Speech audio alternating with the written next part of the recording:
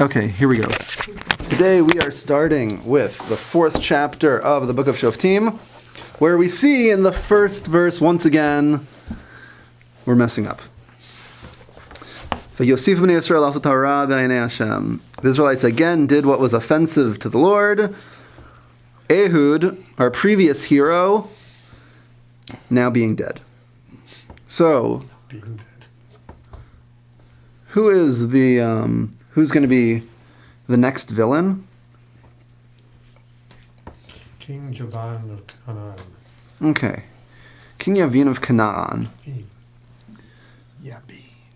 So, and where did Yavin rule? Hazor. Hatzor. Okay. So you have King Yavin of Canaan. Sounds like a highfalutin title. If you remember from the very beginning, or from if you've looked at the book of Joshua recently, was there ever a king of Canaan?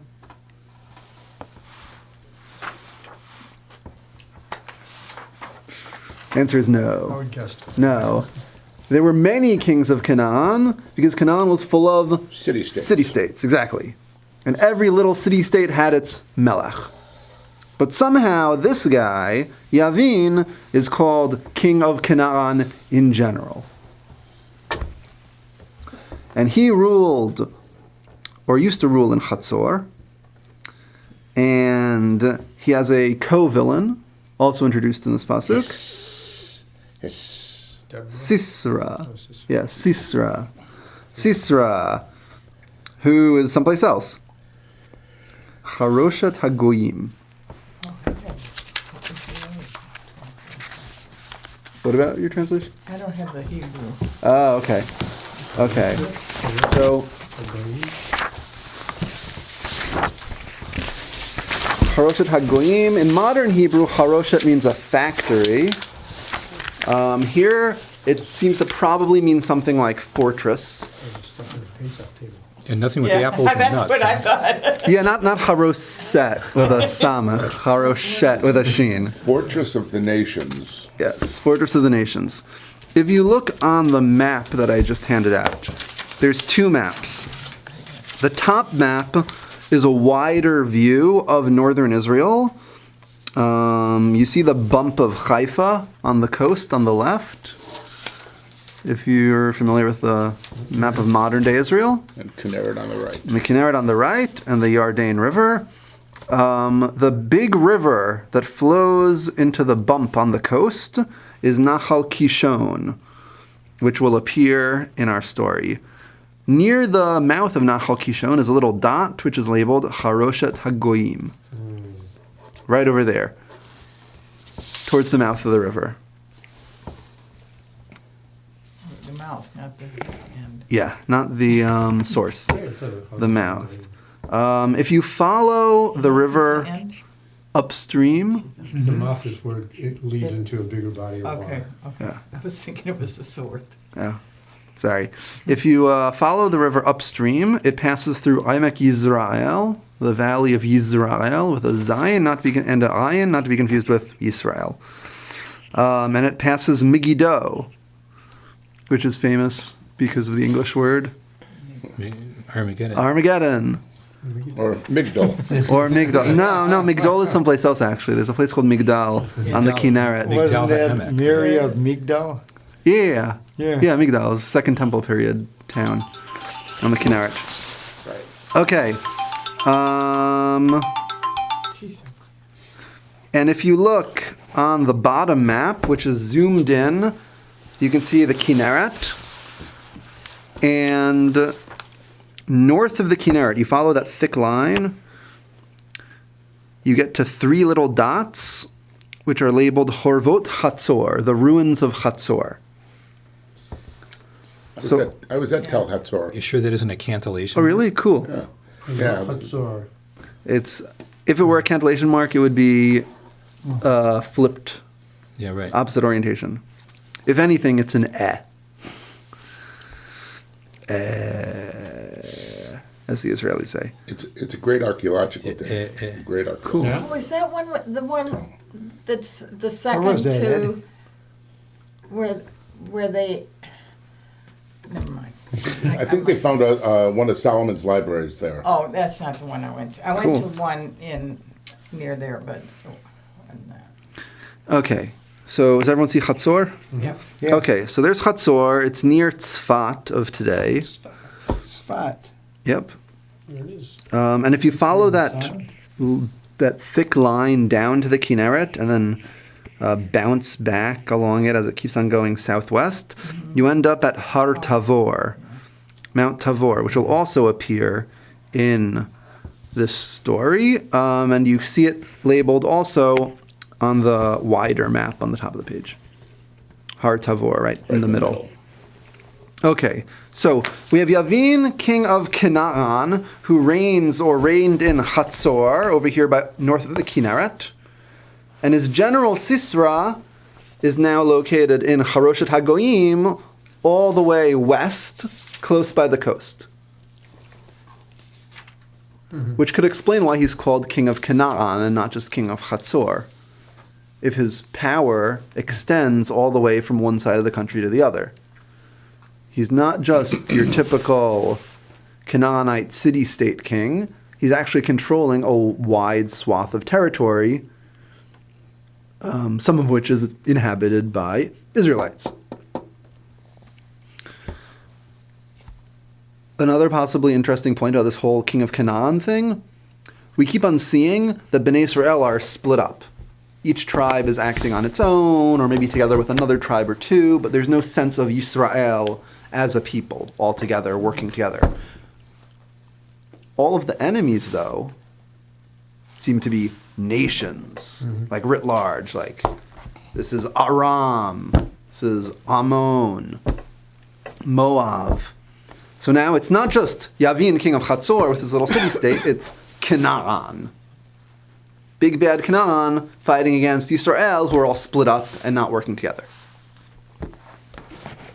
Okay, and there's an additional problem, besides the unity versus lack of unity issue, which we see in Pasuk 3. The Israelites cried out to God because Sisera and Yavin had 900 iron chariots.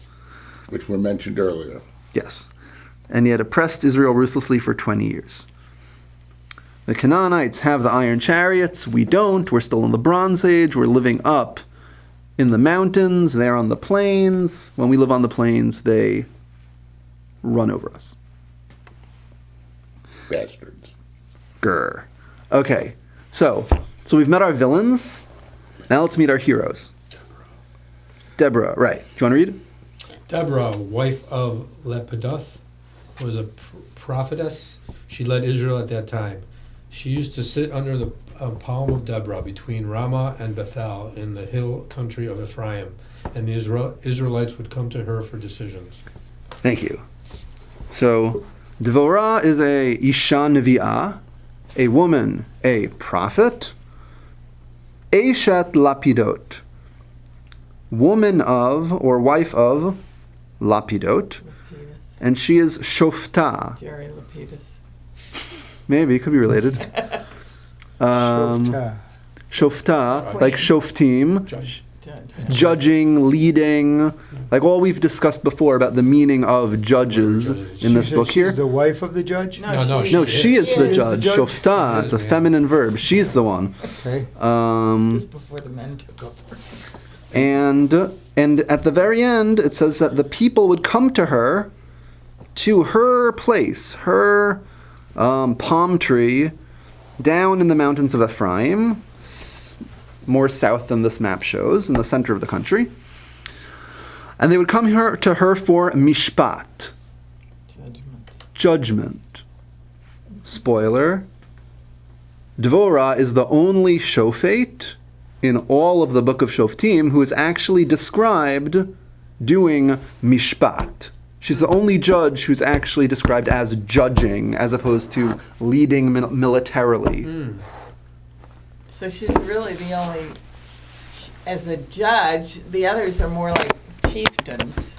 Exactly. She does the job that a judge does. Exactly. As has been pointed out in our discussions, The other ones probably also engaged in some form of judging during their periods of leadership, but she's the only one who's explicitly described as she was a judge and people came to her for judgment. If you flip your page and look at the sources on the back, Because she's a woman. could be. Who knows? Or maybe because she's a prophet. Oh. So let's see, what's this whole Eshet Lapidot? Oh, this page. Yeah, that page. Sorry, the source sheet. Okay, so we have a few explanations here. The first one is from the medieval commentator Radak, who is known for grammar. Who wants to read? Good grammar or bad grammar? Pretty good grammar. Or whichever. Radak, woman of Lapidat. They said that he was Barak ben Avinoam. Okay, sorry, let's pause here. He's the other hero, the second hero. There are actually three heroes. The one we're going to encounter in the next pasuk. And so they here refers to Chazal, the rabbis of the Talmud, who identify Lapidot, Devorah's husband, with her war partner Barak. I'm sorry, but I'm really not. Who is Radak? Radak is a medieval commentator. Okay, so that's not. He's commenting on Okay, woman of. chapter 4, verse Okay, 4, on the yeah. phrase woman of Right, Lapidot. I'm sorry. That's okay. If there's anything that confuses you, ask. Please. There's all, yeah. Okay, They're- so So is in he my saying- book, they're calling woman of Lapidot, Ashet Lapidot, a fiery woman.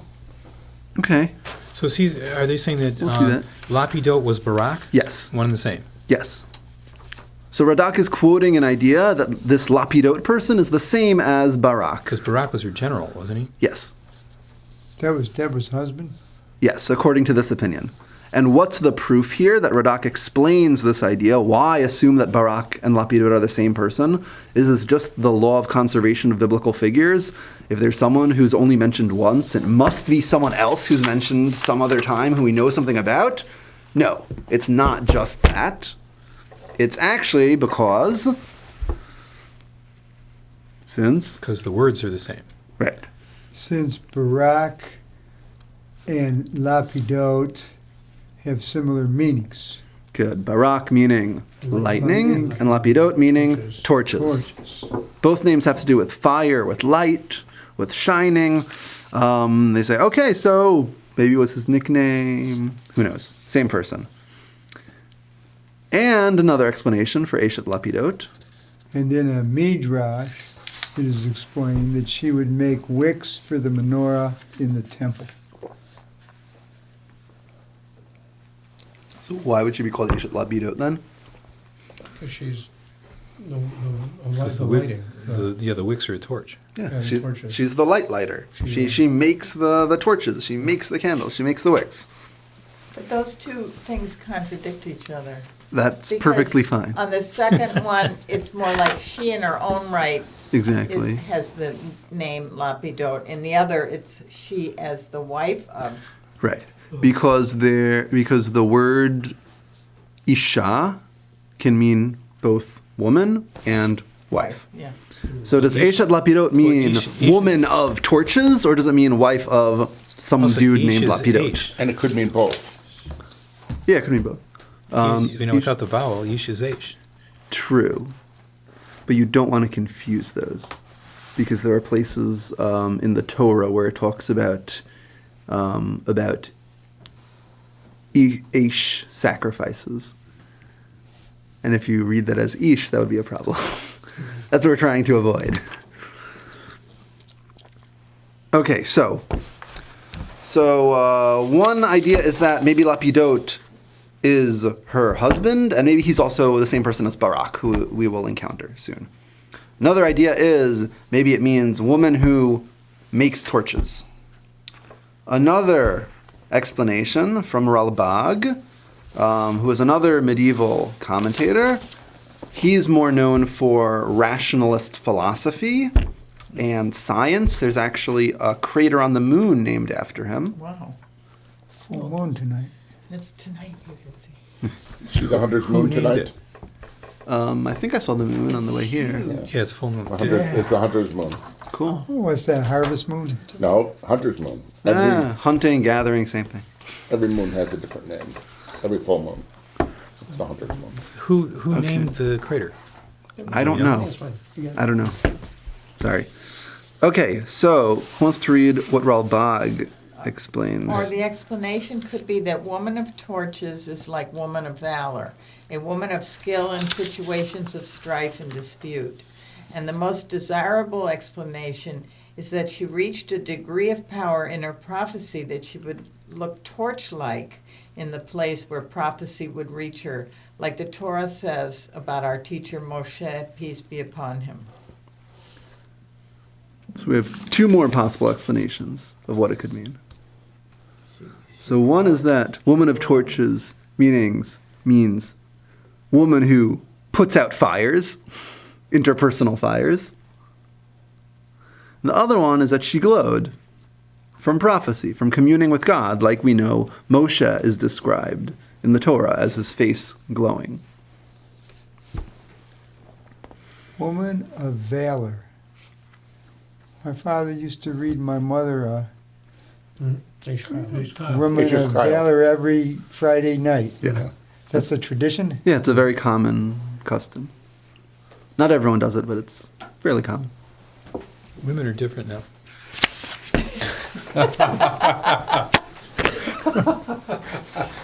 You're right, my mom has dementia. Okay, so let's move back to Shoftim. So now that we have an idea of who Devorah was or who she could have been, So is this the first time she shows up? this is the first time she shows up. Right in that sentence, right there. Yes. Okay. That's her introduction. And now we find out what she does, which introduces us to another person who we've already just mentioned. Who wants to read, starting with verse 6? All right, she summoned Barak, son of Avinoam, of Kedesh in Naphtali, and said to him, "The Lord, the God of Israel, has commanded, go, march up to Mount Tabor, and take with you 10,000 men of Naphtali and Zebulun. And I will draw Sisera, Yabin's army commander, with his chariots and his troops, toward you up to the Wadi Kishon, and I will deliver him into your hands." But Barak said to her, "If you will go with me, I will go. If not, I will not go." "Very well, I will go with you," she answered. "However, there will be no glory for you in the course you are taking, for then the Lord will deliver Sisera into the hands of a woman." So Devorah went with Barak to Kedesh. Barak then mustered Zebulun and Naphtali at Kedesh. 10,000 men marched up after him, and Devorah also went up with him. Okay, thank you.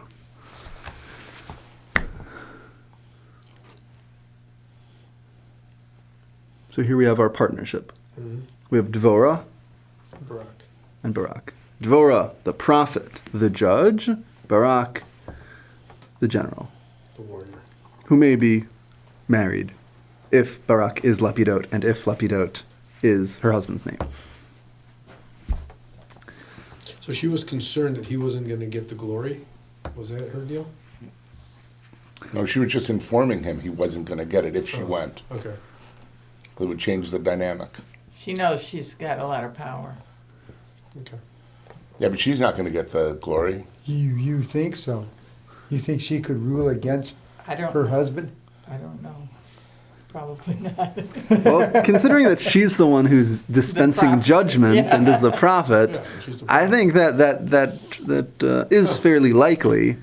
But it But- didn't matter to him, so he still took her along. He's the general, and Right. he has the plan, but he also wants her. So what's the value? What is her Yeah, value what's- to him? right, Does he good have a question. plan? Yeah. What's his She plan? gave him the plan. Why does he want her to be there with him? Why does he want her? Okay, so if they're married, maybe we could say that it's romantic. If they're not married, or even if they are married, what other reason would there be for the general to want the judge, prophet, Spiritual with him? leader. Spiritual leadership. And she's the one that told him what To to do. rally the And troops. she's the one telling him what to do. Exactly. Oh, it's her plan. Yeah, right. It's her She's plan. got the Spirit of God with her. Right. And so what is the plan? What's the plan? Is this a plan? 10,000 men and go up there and fight with. No. Just go No, up there. the plan is to go up in the hills. And I will that draw eliminates the- Sisera. That's her speaking. Right. Yeah. With his chariots towards you up the wadi, and I will deliver him into your hands. I will be the That's bait. right. That's right. No, she's not going to be in the bait. She's going to. But the key is they have to go up Yeah. because the chariots are comfortable Right. in the valley. Right. They're going up to the mountain. Right. Yeah, plus I think Very it even good. rained. So the chariots were stuck in the mud as it happened. Reading ahead. Yeah, wait. Oh, really? Hey, you're not someone to say like, oh, you're reading ahead. You read ahead more than anyone. Okay. He just knows it. That's Okay, so if you look at your maps, Barak is coming from Kadesh Naphtali all the way up here at the top of the thick line in the bottom map, north of Hatzor. And he's going all the way down with the troops to Mount Tavor. Mount Tavor is over here, overlooking Nahal Kishon. Away from here to here. a long ways. And No, so we don't Devorah, have a- It's true. so Devorah says that she will draw out somehow, It's true. maybe some kind of divine influence. All the way down there? Sisera. Right down the bottom of that? Yeah, it's Yeah. her Tavor, yeah. Below the Dead Yeah. Sea. Yeah. No, well, that's just the Kinneret. Oh, that's the Kinneret. Yeah, that's the Kinneret. Yeah, okay. The one on the top that looks like a mini Kinneret. Right. That's gone. Yeah, that's the Hula Valley. All right. And then Sisera is going to be drawn up Nahal Kishon, up towards Mount Tavor. And which tribes are involved in this? Naphtali and Zebulun. Naphtali and Naphtali Zebulun. and Zvulun. Do you have your maps from Yes. previous classes to see what other tribes might have been involved here? Well, she came from Ephraim, Right, so she came from Ephraim, so a few of them might tag along. right? But they're not mentioned. So we might expect Ephraim to be involved. Asher Okay, so Asher is up there on the coast. and Dan.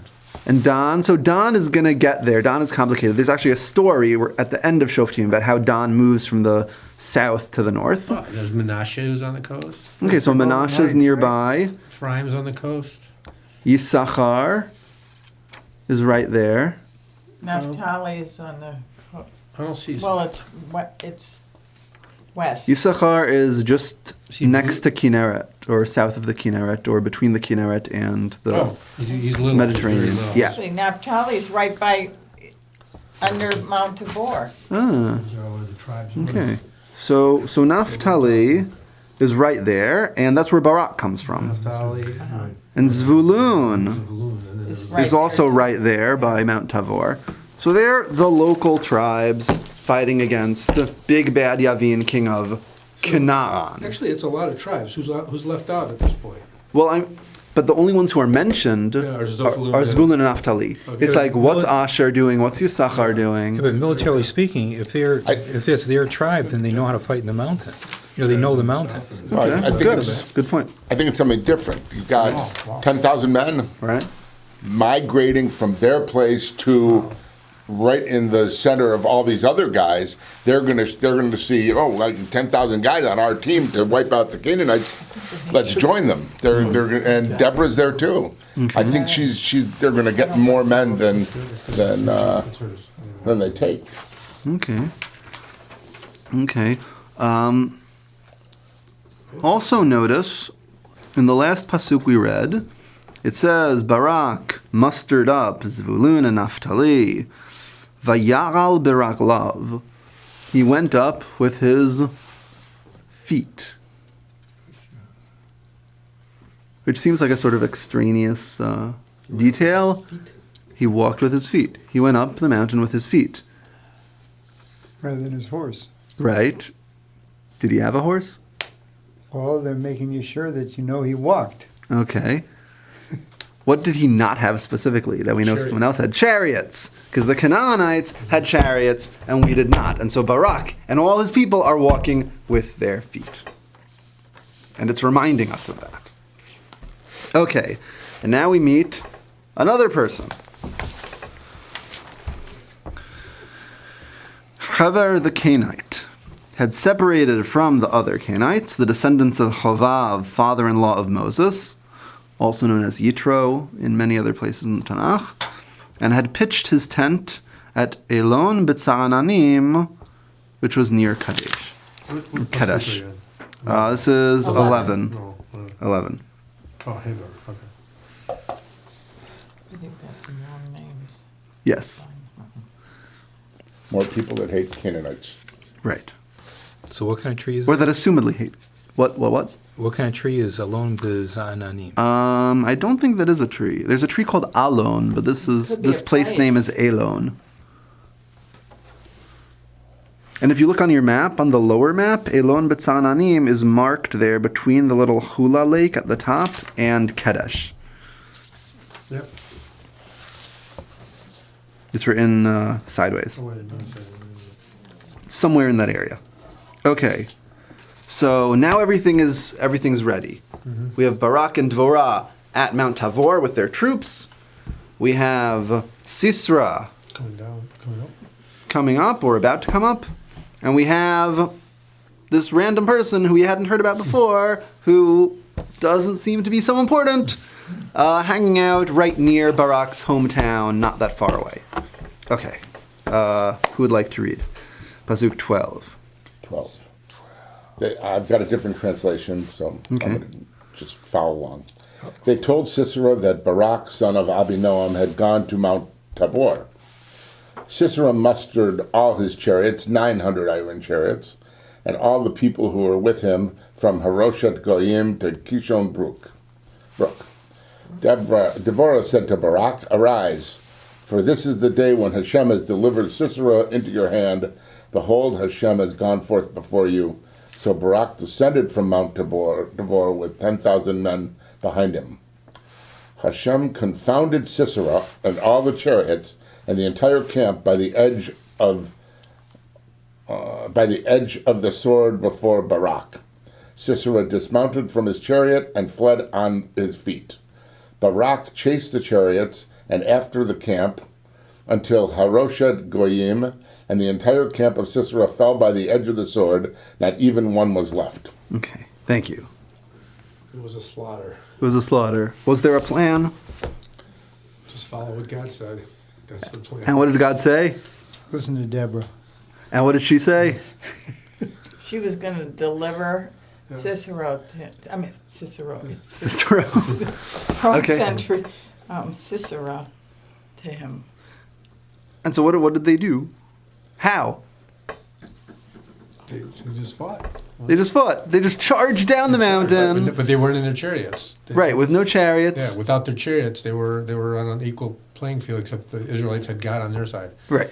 So it wasn't an equal playing field, but you know. Now, this is kind of odd. Okay. Sisera was informed that Barak had gone up to Mount Tabor. It feels like something's missing. Like he was informed, he knew, so he did something. Oh, so he collected all of his troops, all of his chariots, and headed that way. Right. That's what he did. Why would he go that way? You mean he thought he could defeat them Right. going up the mountain? He had the new technology. They had nothing. They weren't going to beat the chariots. Yeah, but there's also something to consider, Yeah. I think. Anytime that the chariots Jews have little do blades well, coming out of the it's wheels. because they were good. So and anytime they louse up, they lose. So what did they do that was good, that for which they were rewarded by victory? They followed Well, Deborah. They They had a fought. righteous leader. Yeah, there you go. Well, in the very beginning of the chapter, we see that after they start being oppressed by Yavin and Sisera, they cry out to God. Uh-oh. So they cry out to God, shorthand for they do some kind of tshuva. And then it talks about how Devorah is their leader, and she's a prophet, and she's judging them. So there's some kind of good, orderly Israelite society going on here, where people seem to be doing the right thing, or trying to do the right thing. Who's Kishon? Okay.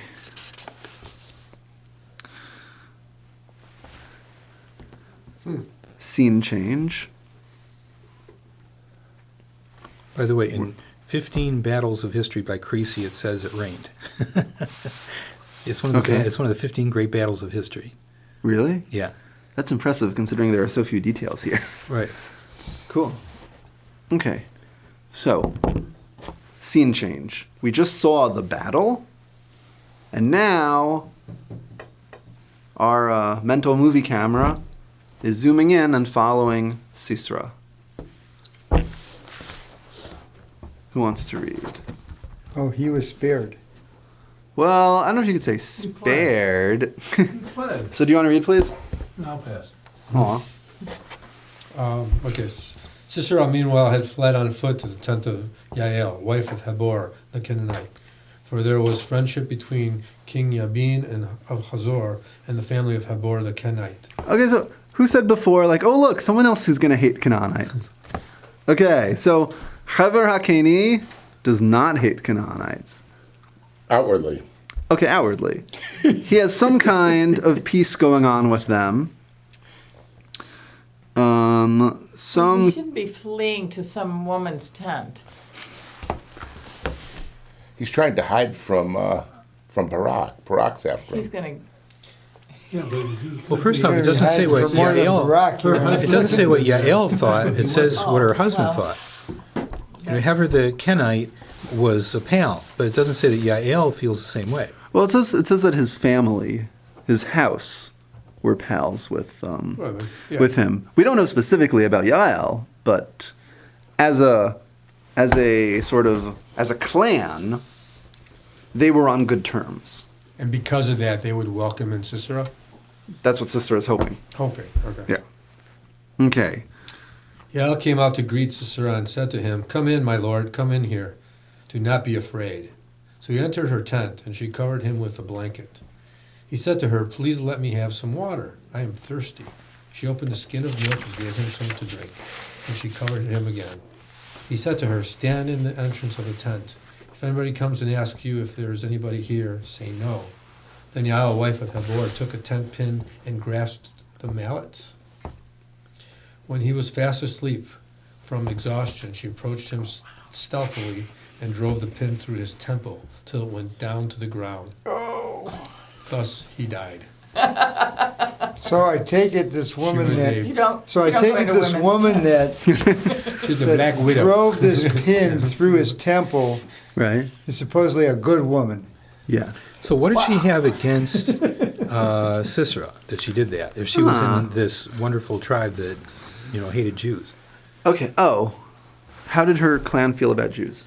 they didn't like Jews.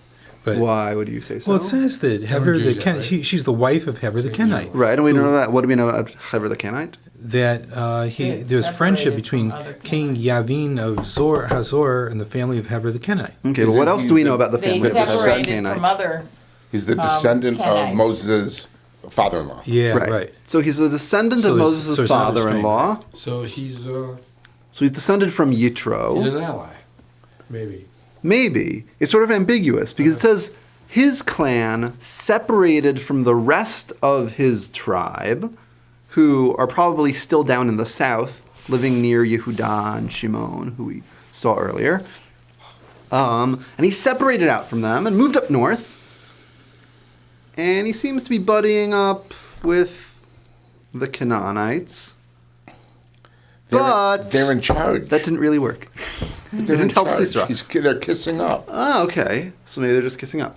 brown nosing. Yeah. Okay. They want to That's a survive. racist term. They're doing commerce together. Okay. Okay. Who wrote this book? That's another question. I kind of No, I heard feel good. midrash about this story that goes a different way. Okay. That maybe he took advantage of her sexually, and they had relations, and he fell asleep after the relations, and that's when she Just don't Finished walk up. into a woman's and tent. She invited him in, though, didn't she? Yeah. well. So that's- That's like you said, the Black Widow. He's a powerful general of the region. Well, it's He's got all the power. It's more ambiguous with Judith than it is with Yael. She says, "Come in." But he also just She was said, real "Give me nice some to him, milk." real She nice. was real nice to him. Okay. And then all of a sudden, Yael came out to greet Sisera and said to him, "Come in, my lord, come in here. Do not be afraid." So he entered her tent. yeah. That could be a She invited euphemism, him I in. guess. A little bit of an enticement. Yeah, Okay, well, let's And see. he Well, only actually, asked for we'll see. water, and she gave him milk. So what's up with the milk? that's true, Right. yeah. Okay, Make the him milk sleepy. can make you sleepy. Okay. She This makes him is- sleepy. He was This is a exhausted from good fleeing. woman. He's exhausted from Away. fleeing. Good point. He's exhausted from fleeing. She gives him the milk to make him even sleepier. Oh, she doesn't give him wine. Right. I mean, Gives you know, Right. But, wine milk. might make him release. You know, I mean, that'd be more of a sexual illusion. You know, that he had wine, so his inhibitions Right. were released. So. Milk also has a connotation with women and breasts and such. You know, that's I just heard this story. No, I've heard this story a lot of different ways, and that one stuck with me. What can I tell you? Certainly stuck with him. Interesting. Okay. For sure. Yeah. Definitely stuck him. So in any event, so Okay. he's gone. He's gone. She killed Sisera, him. the And- big and bad the general, question is now gone. What was her motive to kill him? That's Okay. where we're at this point. Yes. Yeah. So what would her motive have been? I mean, there's... Be rewarded. Okay. Well, I don't Well, know. we'll see if there's any reward. Is this the same Deborah that later gives the guy cheese and then she kills him too? Or is it No, different? that's That was Judith. Judith. Deborah That's didn't kill him. Yehudit. Deborah did- it's That Yael. was, Something else. Oh, that's Judith? Yeah, that's a different story. Oh, yeah. okay. I'm Yeah. sorry. I This thought is, it was this is Deborah. Yael. Yeah. Yeah, and Judith actually uses a real weapon. Yeah.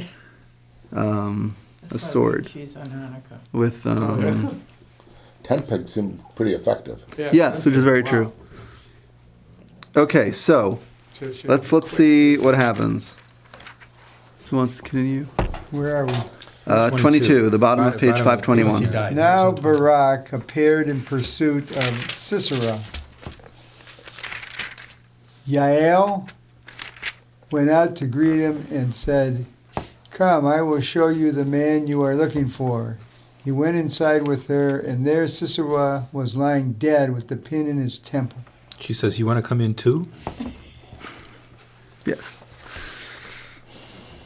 And he comes in and he sees what happened to the last guy. And the scene closes. Yep, and the scene closes. Yeah, it's done. So there doesn't seem to be any explicit reward. What's Barak's? We She don't know killed him Barak's reaction to this. Yeah, you don't know Barak's doesn't seem- reaction, Yeah. It's an- at least for now. And There's a poem Well, coming. you can assume that he said, "Okay, great, Sisera is gone," and then he went out and leaned on King Yabin of Canaan until he destroyed King Yabin. okay, good. I mean, that's what you can infer. Right. But we don't know what went on with Yael. Still don't know why she was her motive. Okay, well, I mean, I mean, there's one obviously, sort of, She's a positive pawn in this chess game for the Israelites. right? So, seeing as she is part of the clan of Moshe's father-in-law, Yeah. who also believes in Hashem and joined So you're the gonna- Israelites. So you're going to assume that. So that's- I think we can assume that this was a Now- religio-nationalist motive that, oh look, my clan happens to have good relations with the big bad enemy right now, so this is the perfect opportunity as everything's coming to a head to show get him my in the head. allegiances, yeah. And she's coming back. And the So you 900 go to chariots that. had been routed. Yeah, right. Poem. There's Politics once again. always. Politics, Always. religion, everything. And sex. There may, that's not positive. Okay, so Sorry. here's that's the story. The next parak tells the same thing in poem form. Same story, except instead of telling us the narrative, as we just read and discussed, now this is this is the song that Devorah and Barak sing, celebrating their victory. and retelling the story of what happened in a poetic form instead of in a story form. With lute and lyre and tambourine. Possibly. They get the band back together after all these years. It's like Sonny, Tour again. it's like Sonny, Right. Sonny and Cher. Reunion tour. Okay. So, On that day. So is there anything in the poem that gives us more? Yes. there is. So, how about if we do this Sing the poem. in, let's do this in a more active, interactive fashion. And, I have a question on the first line. Locks go untrimmed. Are they talking about hair? yeah, they're talking about hair. Samson. Probably about hair. Like Samson. Like Samson. Like Samson. People letting their hair grow as a sign of dedication to God. Okay, how about, let's do it this way. Let's take a few minutes. Everyone can read through the poem and see what you find that sheds new light on, or contradicts, or is interestingly connected to the version of the story that we just saw in narrative form.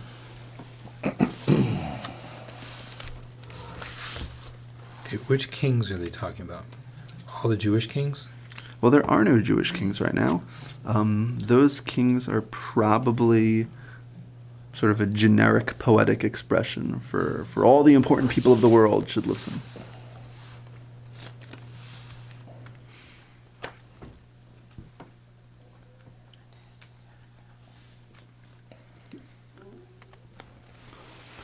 I apologize to the recording. I don't know how to pause this. So the clouds are dripping water. Maybe that's where they got it. Wait.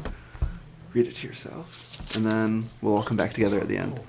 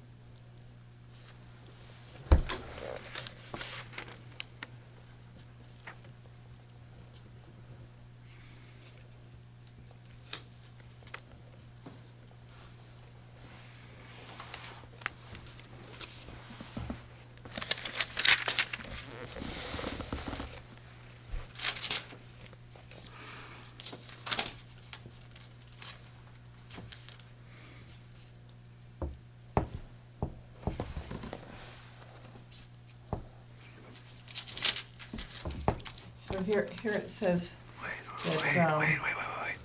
Let's all just notice things, and I'll just then we notice can. them. Oh, forget 'em, but-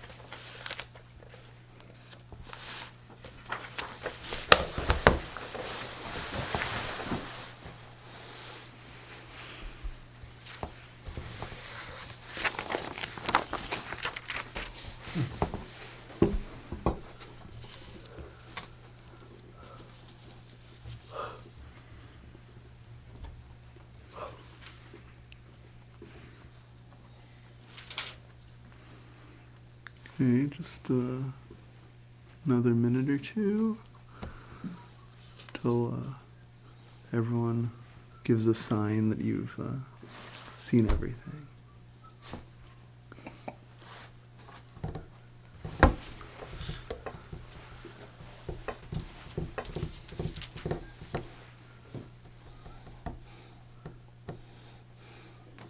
No sense.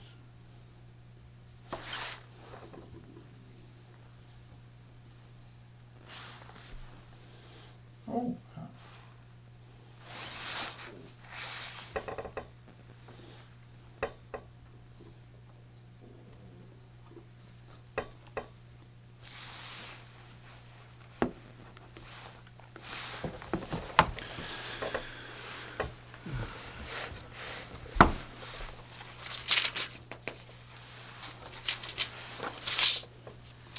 And the land was tranquil. Okay. Everyone good? Yeah?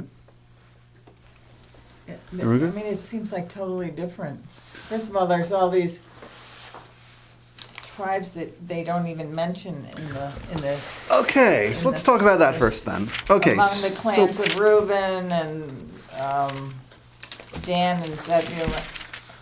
Okay, so let's go through them. So we're starting with 14. Pasuk 14. Thank you. So who's the first tribe mentioned here? Ephraim. Ephraim. We heard about Ephraim a little bit, right? Barak comes from Ephraim. Not Barak, but Devorah. Devorah. Devorah comes from the mountains of Ephraim. Yeah. So maybe she's a member of that tribe. Okay, so Ephraim's involved. Thank you. And then there's Benjamin. Benjamin. Benjamin, who is not mentioned at all, Right. but Benjamin's right next to Ephraim. right next to Ephraim, and at least according to some of the commentators, the towns that are mentioned in the description of where Devorah set up her court are actually In Benjamin. not in Ephraim, even if they're in the general area of the Ephraim mountains. Okay. Okay, so we see they're sort of involved, maybe in the details. Machir. Here. So they're all right here. You have a map that shows Machir? Yeah. Great. Although actually it's not the place, it's the people. It's Right. right over there, the three. Right. Here came down. Good. the Machir is one of the sub-clans of Menashe, who we saw on the map earlier is sort of in the same area. So Machir, we have Zvulun, who we heard about. Yisachar, who we were wondering about earlier. We're like right there, but they weren't mentioned, so here they're mentioned. And they're actually mentioned as pretty valiant warriors rushing down into the valley right there with Barak. Yeah, with Devorah and Barak. Yep. Okay. Ruvain. What's Ruvain doing? Great to see. He's vacillating. Vacillating. They're sitting on the other side of the yarding, hanging out with their sheep. To their They're flocks. planting Reuben sandwiches. You're right, eating Reuben sandwiches and wondering, should we go to help? Should we not go to Yeah, but help? didn't Is this Ruvain- our problem? Is Yeah, this but not our problem? Didn't Ruvain volunteer to be the tip of the spear, though? Ah, okay, but that was a while ago. That was a while ago. What have you Right done for me now. lately? Great Right, what do you surgings know? of heart.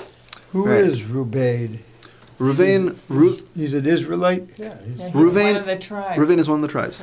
Oh, one of Jacob's Ruvain sons. was, Jacob's The first oldest, son. The oldest son. The oldest son of Jacob, and the tribe of Ruvain is now located on the east side of the Jordan River. Doesn't he sleep with his father's concubines? Yeah, that was with Ruvain one himself. specifically one. They're talking about the Ruvain. tribe of Ruvain.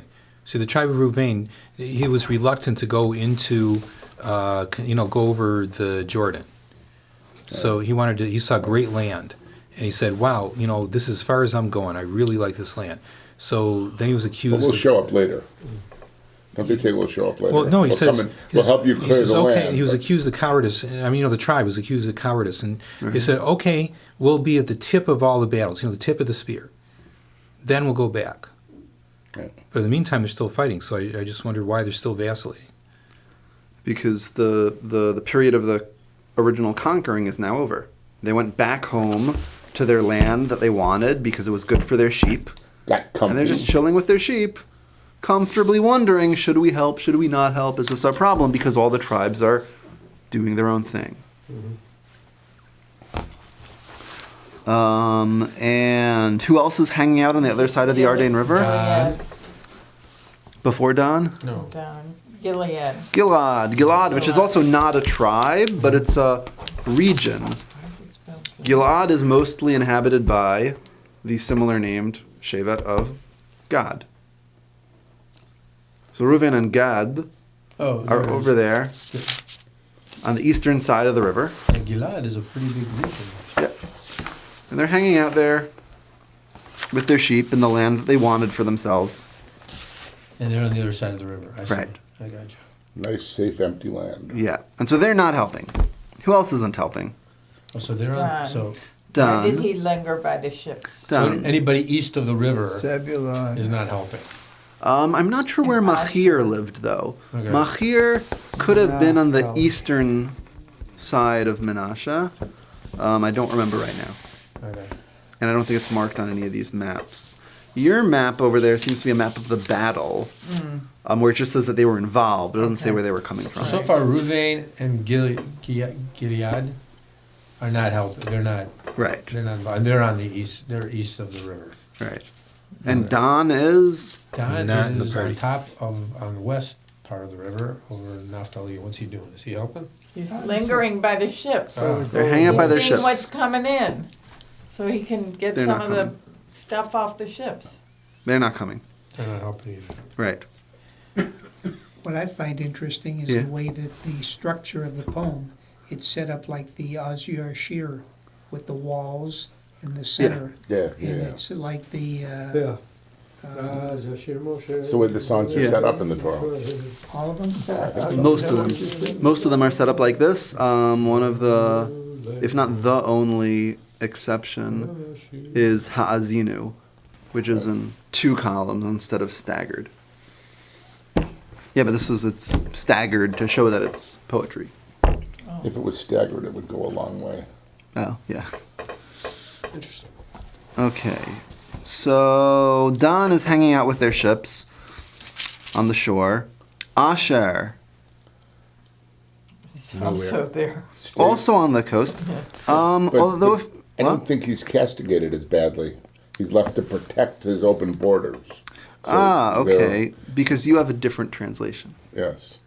Because the translation here says that they are tarried at his landings, whereas your translation is reading the word mifratzav, which here is translated as landings, and in modern Hebrew means gulfs or bays.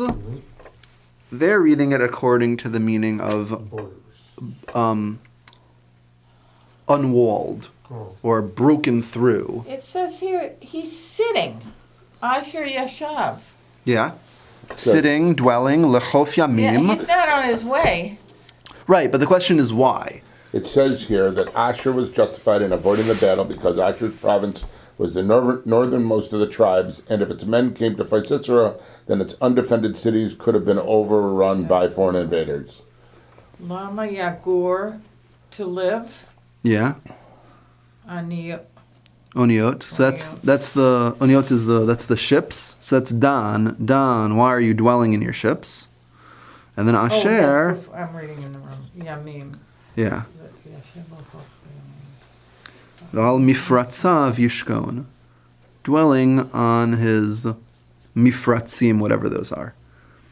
So this translation is reading mifratz as the landings, the coastal bays, whatever. Whereas that translation, based on some of the commentators, is saying that it's talking about the unwalled open cities, which would be defenseless if Asher left them to go join the battle. But and this is tarried. That's not a nice thing to do. It's like everybody's rushing, but you're tarrying. Right. The question is, do you have a good excuse or not? And so that's Why what would the they use that translators. word, though? So in Hebrew, it doesn't have a specific word for tarry here. It just says dwelling or sitting. Okay. So we have Asher, and who's left? Zebulun And Naphtali. and Naphtali. Right. Two originals. So the two central tribes to the action here. Originals. Get the most The ones that glory. were actually named in the proper Right. text. Exactly. They're described, this is an amazing phrase, Am Chayref Nafsho Lamut, translated here as that mocked at death.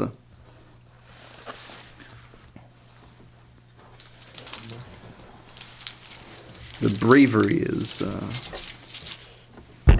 shining through the poetry. Oh, everyone is a people that mocked at that. Okay. So they were fearless. Is that what Right. it means? They were just Yeah, they were fearless. Okay. So what else? What else is different? Oh, the next page. The whole thing about Sisera's mother, that's not. Okay, so this whole... And also she kills him when he's seemingly not asleep. Because in the Okay. first they said he lay down, went to sleep. Here he's drinking his curds and she grabs it right away and she... Oh, interesting. Okay. that she's giving it to him with the... right hand. She's reaching for the tools and you don't get the feeling he lay down. Okay. And so, then at her feet he sank, so he wasn't lying down. okay. Good. So the action with Yael and Sisera is a little different. So it seems like he's lying down. His lying down is a result of his getting killed, not a subterfuge to make it possible to kill him. And she is very, highly revered here. She's Yeah. most blessed of women, Bial, wife of whatever, most blessed of women in tents. That's Right. a lot of praise for what she.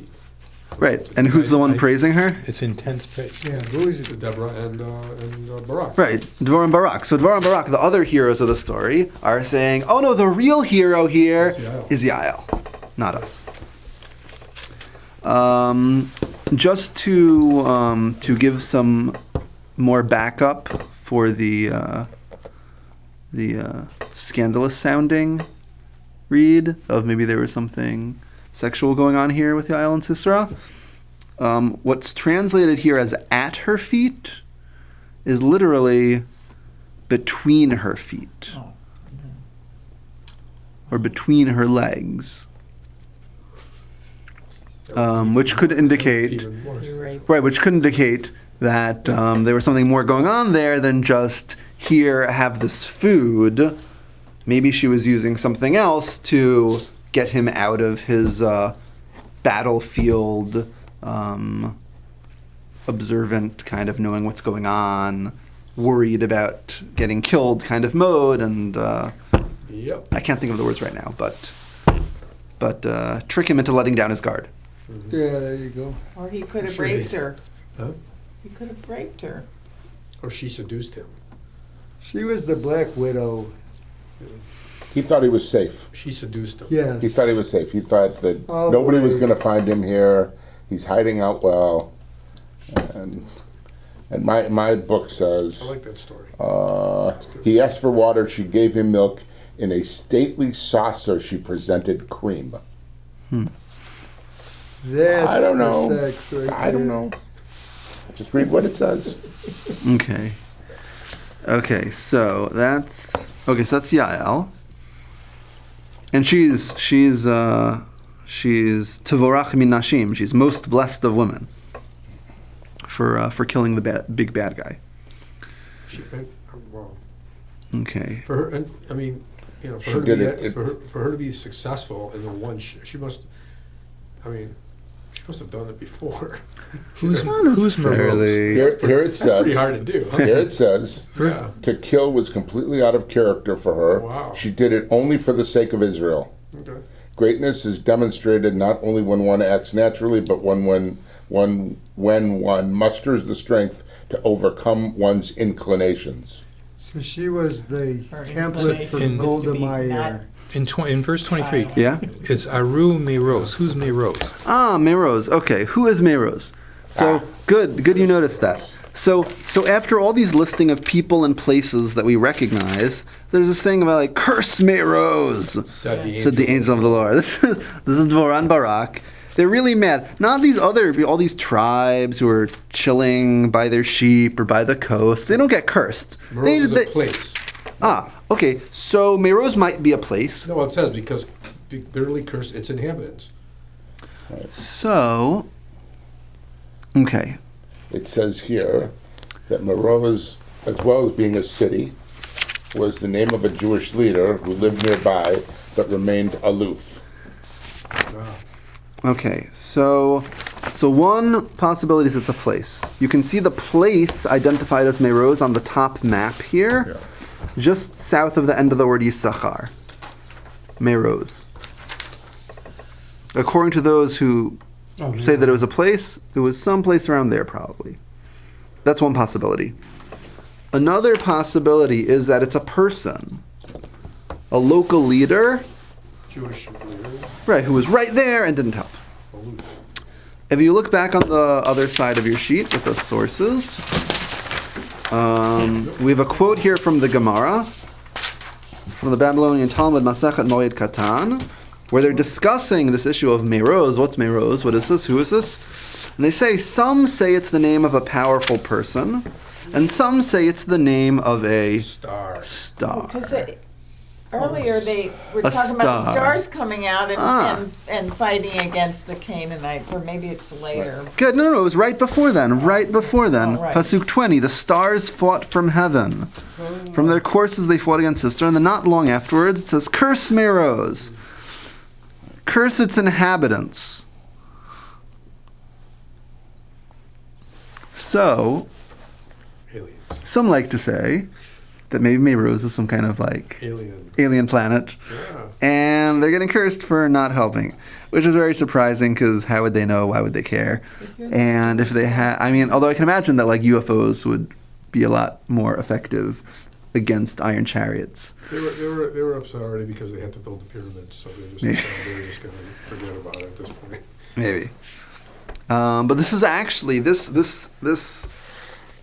statement in the Gemara that some think that Meroz is not a place on Earth, but a place someplace up there, is actually used in more recent Jewish discussions about what does Judaism say about aliens, about like other planets, stuff like that. Yeah. So, It's getting a little weird. so It's cool it's stuff. pretty cool, yeah. But the stars were helping them. Oh, but then it says curse Meroz because it seems like Meroz was not helping. It says here Yeah, what do you that- have? that Rashi said that Okay. it was the heavenly spiritual force that guided Sisera's destiny. It's the name of a star that was the heavenly spiritual force that guided Sisera's destiny. So And they're like cursing it? Sisera's. So it's Like- his favorite star. His Susan, yeah. Okay. Okay, but then why would Meroz be cursed for not helping if Meroz is... No. Curse The, it because Well, because he it was helping. it was in his pocket. Yeah, So because he curse was- he was it's- helping the bad it's guy. helping him. So curse it. Because the star was helping Cicero. Right. Yeah. But then I would expect it to say curse Meroz for helping Sisera as opposed to curse Meroz for not coming to help the good guys. Well, maybe the person Meroz didn't help, and he was compared in cursing Meroz. It's like comparing him to the star that Sisera was relying on. Okay, I don't know if these different interpretations of what Meroz is can be stacked on each other. I think it's an either-or issue. Of like, we don't know for sure what or who Meroz is, and one option is it was a person, another one is it's a place, another one is that it's something up there. Well, it sounds more like a place, It does. because it says its inhabitants. Right. Question, And I don't think they Rashi. were talking about the men on the planet. It doesn't, maybe not men. Could have been. I don't think they're speaking about aliens. Wasn't there some, one of our other classes, we touched on some, I forget what it was, but we did. We talked about possible meeting alien. Aliens in the time of giants, that kind of thing. I don't know, I don't remember, I gotta think about it. But anyway. Oh, was it about Eliyahu's Maybe. chariot swooping him up? Yeah, maybe that's what Okay. it is, yeah. Maybe. Okay. Iron chariot. Okay, so Chariots of God. okay, so we've seen all these different people and places that were helping, that were not helping, that get praised, that get cursed. We saw Yael, whose story seems a little bit more exciting in the poem than in the narrative form. Yeah. Anything else here? Sisera's mother. Sisera's mother. What's the deal And the there? and the women and the That kind of gives you an idea of what their culture was about. I mean, she was expecting him to rape and to pillage and to bring the goodies back. because he'd been doing that. Yeah, but the mother was fine with it. I mean, she's Right. like, you Right, know, that's what she's I can't waiting wait for, him to yeah. come back What was and love it. expected. You know? So it kind of tells you what their mindset was. Why do you raise a general if you're not going to get the booty? Yeah, Right. you got the booty. And She was a real mother.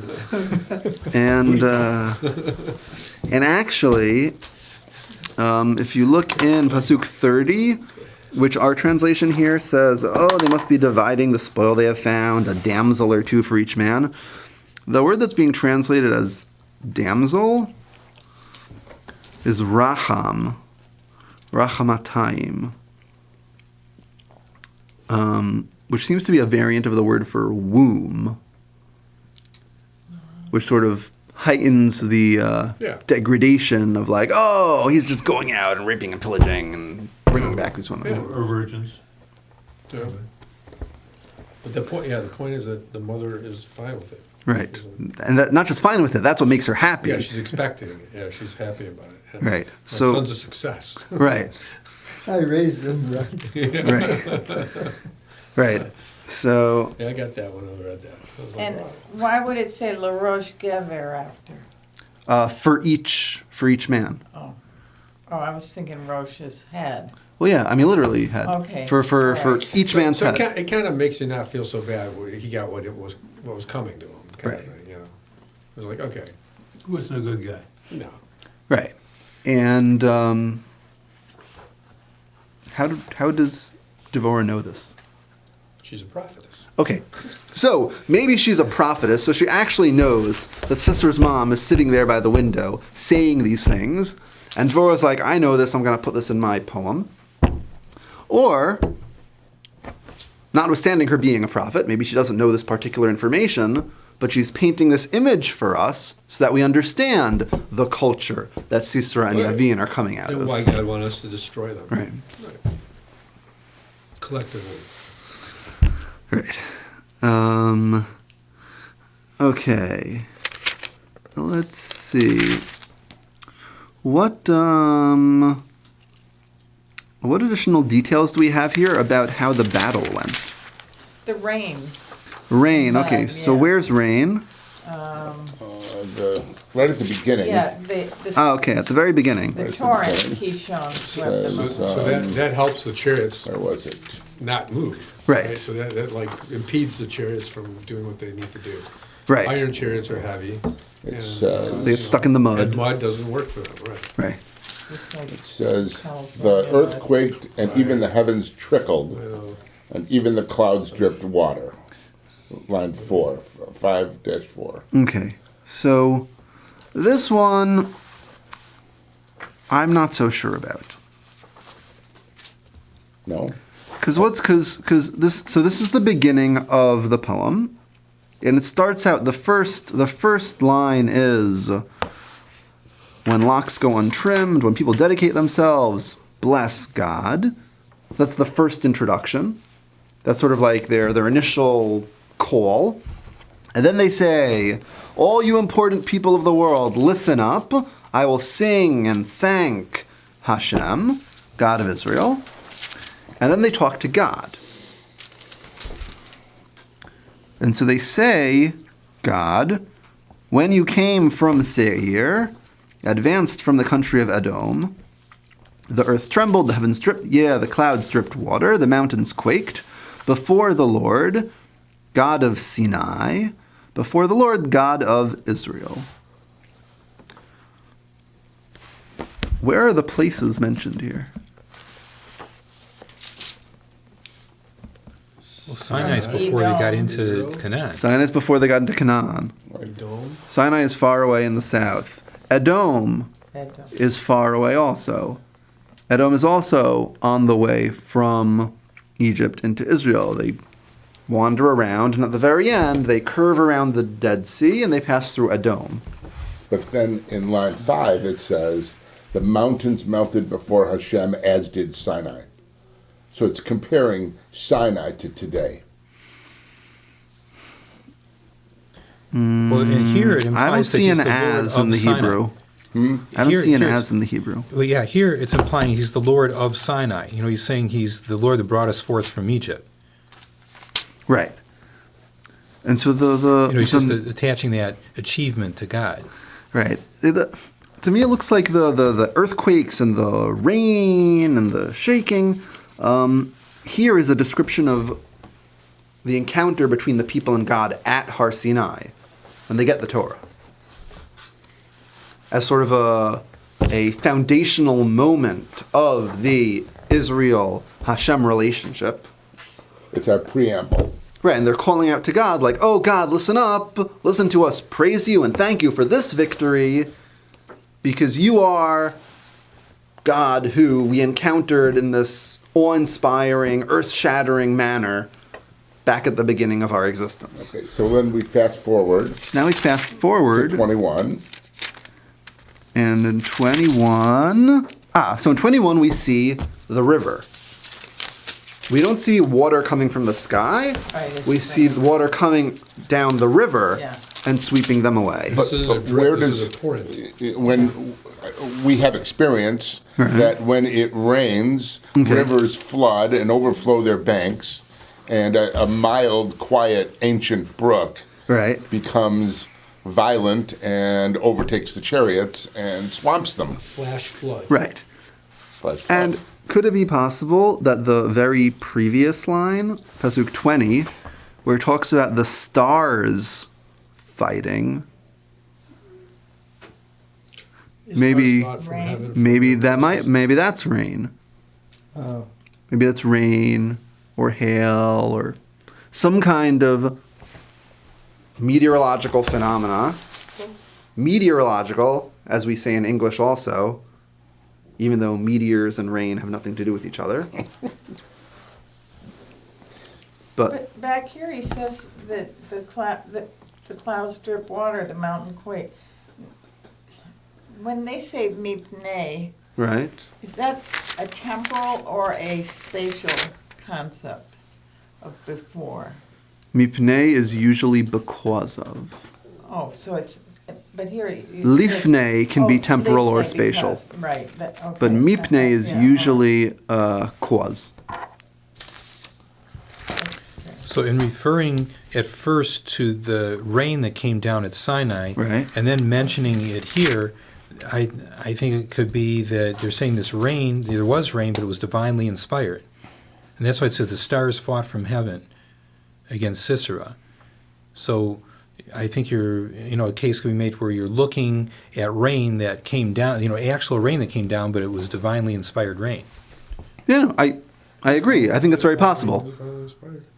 I'm just pointing out that the explicit references to rain don't seem to be referring to the battle, Yeah, there are. but there are other things in the poem which could be expressing the same idea in a more subtle fashion. Yeah. So now we know what happened to the chariots. That is not just that this horde of Israelite warriors charged down from Mount Tabor and suddenly all the Canaanites freaked out and abandoned their chariots and ran away on foot. But there was probably a rainstorm involved, and the river flooded. It got muddy down there in the valley. The chariots get stuck and useless.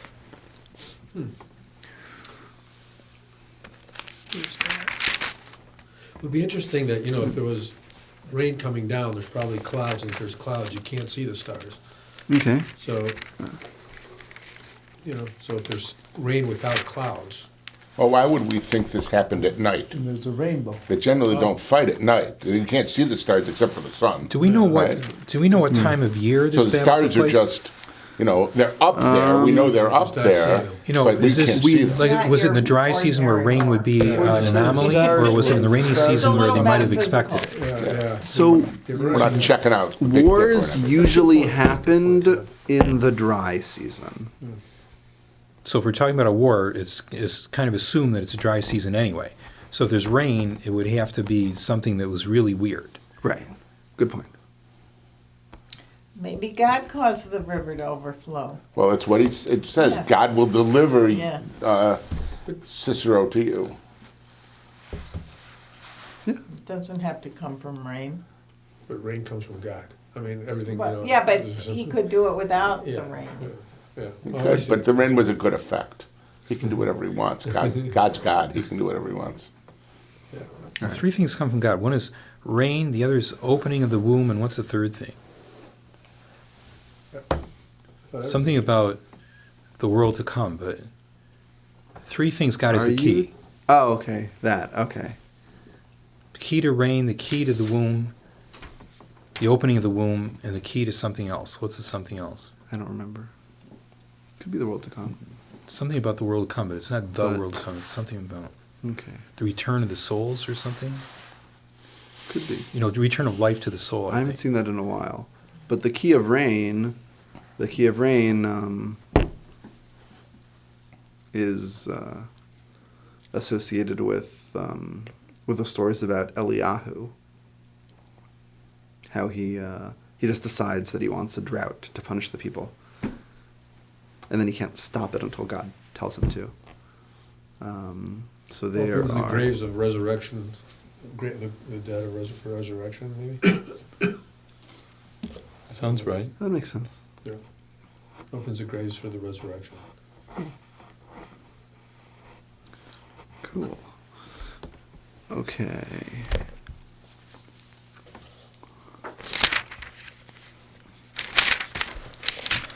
Okay, so.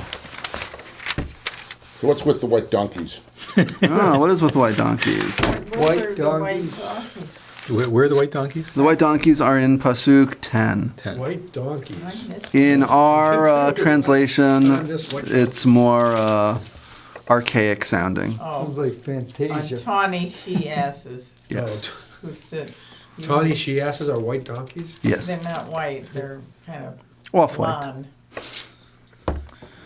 Okay, so what are they? Who are they? Tawny she-asses, you who sit on saddle rugs, and you wayfarers declare it, louder than the sound of our ships. So who are they? They're holy donkeys. White. Who's riding them? You No, who sit- Sisera has iron chariots. Deborah and Barak, the wayfarers. If you look in the previous They're kind pasuk, of like the cheerleaders. if you look in the previous pasuk, she says, "My heart is with Israel's leaders, with the dedicated of the people."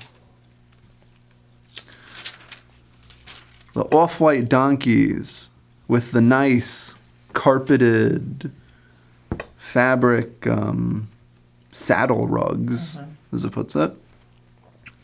Those are probably what the important people are riding on. The nice white donkeys. The people who set up picnics on the edge to watch the battles. Maybe, hopefully not. Sure. The leaders of the battle. They get their robe. But No, the leaders that weren't at the battle that she's trying to compel to submit to her. No, she's trying to, make it so that instead of coming to avenge Sisera, they'll Right. just submit. Which in the end it says there was But what- 40 years of peace. But what does she want them to do here? So she's calling out to them, you who ride on the off-white To female declare it, donkeys, say to it. declare what? To declare what? Let them chant the gracious acts of the Lord, his gracious deliverance of Israel. So what she's saying, she's trying to tell them, instead of coming to avenge Sisera, to just join with the Jews, not to fight, to be, accept the authority of whoever God thinks ought to be victorious, namely Deborah and Barak. And sure enough, in the end of the story, there's 40 years of peace.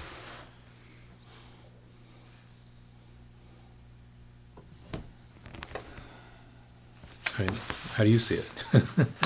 I'm trying to see the connection between the end and here.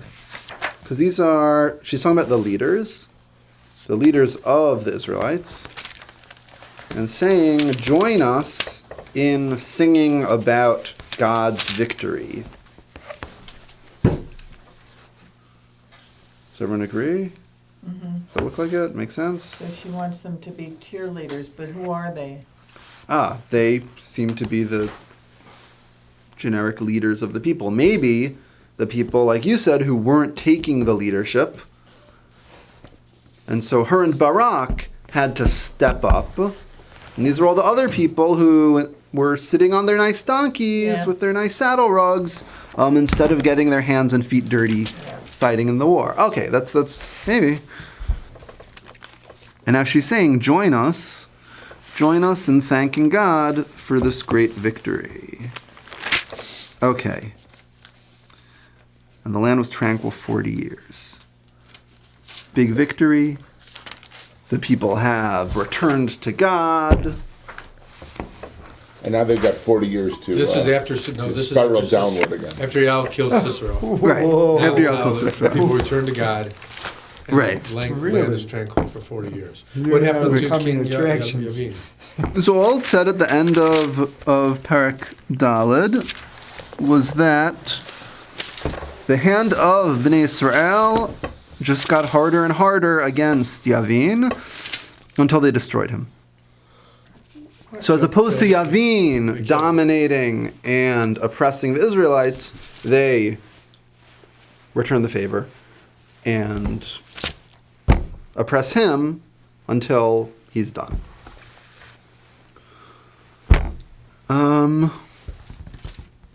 One last thing. And that's what Hashem wanted. Right, get rid of the Canaanites. One last thing here. At the very end of the poem, Yep. after describing Sisera's mom Yep. waiting for him at home, Devorah says, "Kain yovdu kol oivecha Hashem. So may all your enemies perish, O Lord." That'll work for church. What does that mean? That'll work for church. Okay, so the idolaters, the Canaanites, the other oppressors, they should all be destroyed. But what does so mean? Like, so means like this. Yeah, in this way. Right? So in what way? Like Sisera. Like Sisera, and how is Sisera destroyed? In the way that Jewish people get together they get together to fight their enemies? Okay, so may the enemies be destroyed because we're coming together again? Our tribes are reuniting? One way to look at it. Okay, could be. I mean... so completely destroyed may they be? Okay, so completely destroyed, like they end up destroying Yavin. You brought up Yael, so may they be destroyed. May they be destroyed by women. Oh, like literally translate it like, okay. Could be. Anything else? Any other ideas? Because I have one, but About time. I want to... but I want to see what else there is. Okay. Specifically about destroying the enemies, or this pasuk. This pasuk, This pasuk. how is this pasuk saying, like, in what way should the other enemies be destroyed? The way What- Sisera was destroyed. Okay. That's what I meant. Okay. I mean, he got it. All the others just sort of died on their chariots or in the mud, but he really Okay. he was totally. Okay, a total ignominious, beaten down by an unlikely victor kind of victory. Or- Okay. Or in a broader sense, Right. may all your enemies be.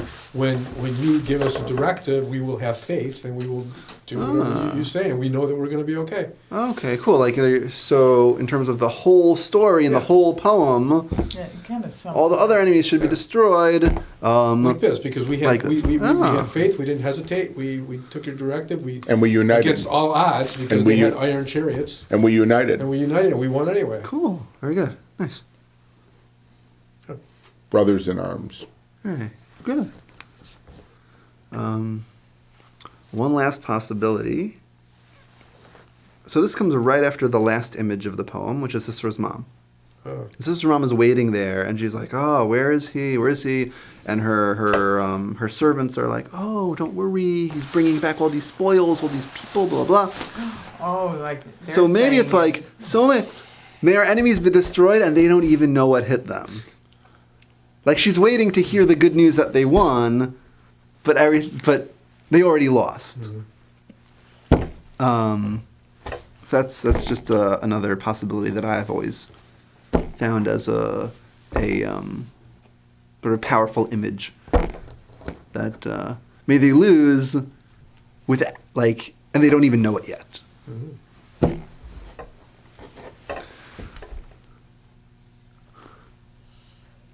Why is the word may his friends instead of God's? Who's he? Oh, Havav? The Lord. Yeah, God's But you never. God's friends. He's talked to as in the third person. Yeah. Yeah. Well, I mean, if- Yeah, isn't they- that kind of because unusual? they're singing the song, this ballad to the people.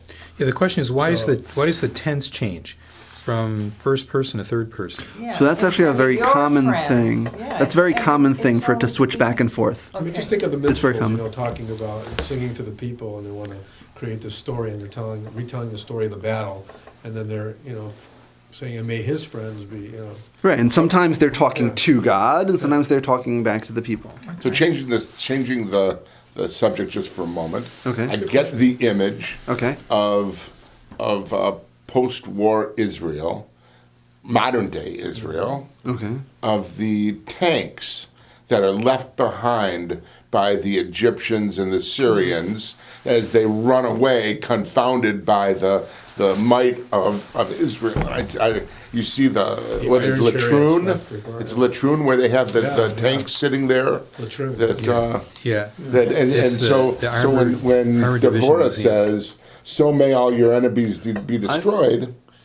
Here we are in the valley of Latrine, which isn't so far from Latrine, Hamek, and the iron chariots, the tanks, Yeah. are strewn around the road. Latrine happened to be one of the biggest losses of Israel in the War of Independence. 10% of all the Jews who died in the war died at Latrine. Well, maybe Latrine's the wrong idea, but No, but That's I where- know what you mean with that. That's Had where a they tank have and the- pedestal. yeah. But I thought Latrine. It's the Maybe I armored division. misremember, It's 'cause the I haven't armored been there in a long division time. museum. Right, so I thought the tanks at Latrine are the Israeli tanks They are. Are they? that got destroyed in the battle. They didn't have tanks. But they're They or didn't the have not tanks in tanks, that battle. the transports, the stuff they're trying to get to Yerushalayim. You're thinking the wrecks that line the road between Tel Aviv Right. and Yerushalayim. Okay, Those that's not are- Latrine then. No. Okay, Latrine is by Canada Park, right. and they have this armored division, the Armored Corps Museum. And they have this, what he's talking about is they have this Sherman tank and a big pedestal Oh. on, that, announces itself, Yeah. as the museum.